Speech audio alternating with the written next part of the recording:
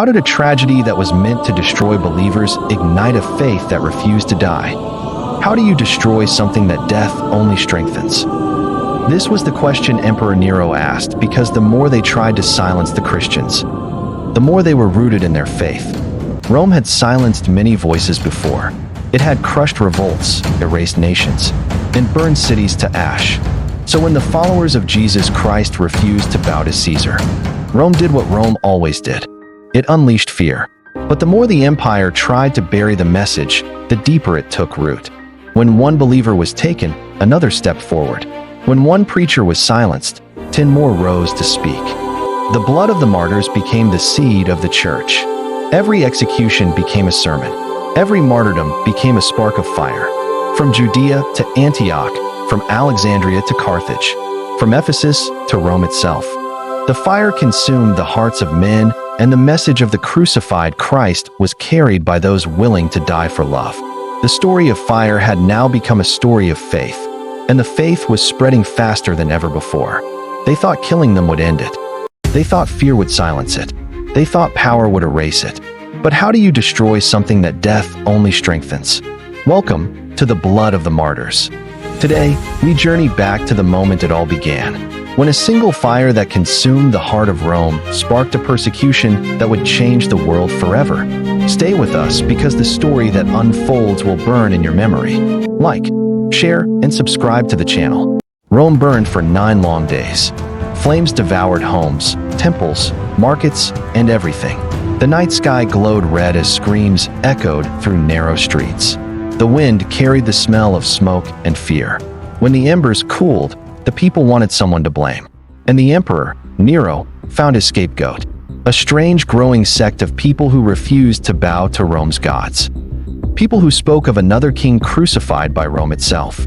They called them Christians. The rumors spread faster than the fire itself. They did it, the whispers said. These followers of Jesus. They cursed the city, they set it ablaze. Historians like Tacitus later wrote that even Nero knew the Christians weren't truly guilty, but he needed a distraction, and they were the perfect target. They were already unpopular. They refused to sacrifice to the gods.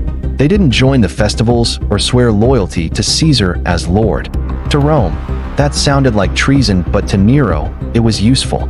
So began one of the darkest chapters in history. This was not just punishment, it was entertainment in Nero's private garden. Prisoners were nailed to crosses. Others were torn apart by wild beasts before cheering crowds. Some were wrapped in tar-soaked cloth, tied to stakes, and set ablaze. They became human torches lighting the emperor's night feasts. Roman poets and senators watched in horror, but Nero smiled. The empire that once prided itself on order and law had become a stage for cruelty. But something happened that Rome never expected. As the flames rose, so did their voices. The condemned men, women, even children sang hymns to the God they refused to deny. No rebellion, no curses, no begging for mercy. Only songs of love and forgiveness. Witnesses wrote that even the Roman crowd grew silent, unable to understand how anyone could face such pain and still sing. To them, it looked like madness, but to history, it looked like faith unbroken. Rome thought it was ending a nuisance. Instead, it was planting seeds. Every execution became a story whispered in the dark. Every martyr became a name carried on the lips of the faithful. And what began as a few hundred believers hiding in homes soon became thousands, then tens of thousands. They met in secret undergrounds, in the catacombs and tunnels carved beneath the very streets of Rome, and they worshipped the risen Christ. No emperor could stop them. No fear could silence them. The same fire that burned their bodies ignited their hearts. They killed them, but they would not stop singing. And for every Christian who fell, 2 more rose to take their place. Merchants carried the story on trade routes. Soldiers whispered it between campaigns.